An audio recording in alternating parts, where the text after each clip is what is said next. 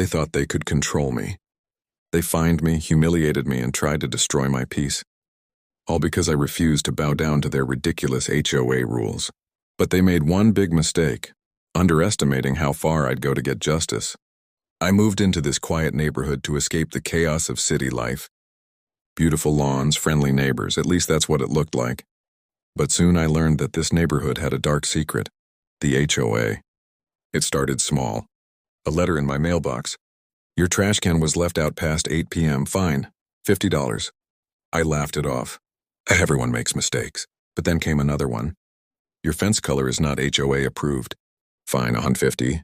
That's when I realized they weren't enforcing rules, they were hunting for money. I attended one of their board meetings to speak up. The president, a smug guy named Rick, smiled and said, "Rules are rules, Mr. Daniels. Maybe this neighborhood isn't the right fit for someone who doesn't respect them." That sentence hit me hard. I had spent my savings buying this house. I wasn't going anywhere. Weeks passed and things got worse. They started sending notices for imaginary violations.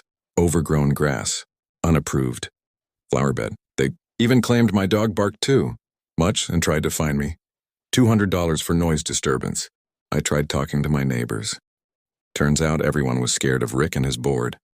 The HOA was like a mini dictatorship, but I wasn't going to sit quietly. So I decided to fight back, legally and smartly. I began digging. First, I read through the HOA bylaws word by word. Then I went through their financial reports. Guess what?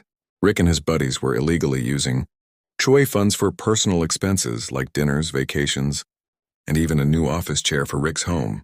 I gathered proof, emails, receipts, and copies of their financial statements. Then I called for an emergency homeowners meeting. Everyone was shocked when I laid out the evidence in front of them. Rick tried to interrupt, but I had everything ready. Screenshots, printed records, and witnesses. I ended the meeting with one line. "You wanted to ruin my life, Rick, but now I'm giving everyone their life back." The crowd exploded with applause.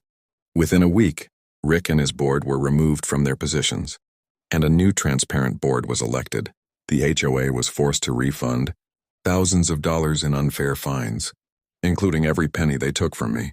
And as for Rick, he ended up facing legal action for misuse of funds. I finally got my peace back. My lawn stayed green, my dog barked happily, and my mailbox empty, no more threats or fines. Sometimes standing up for yourself means standing up for everyone else too.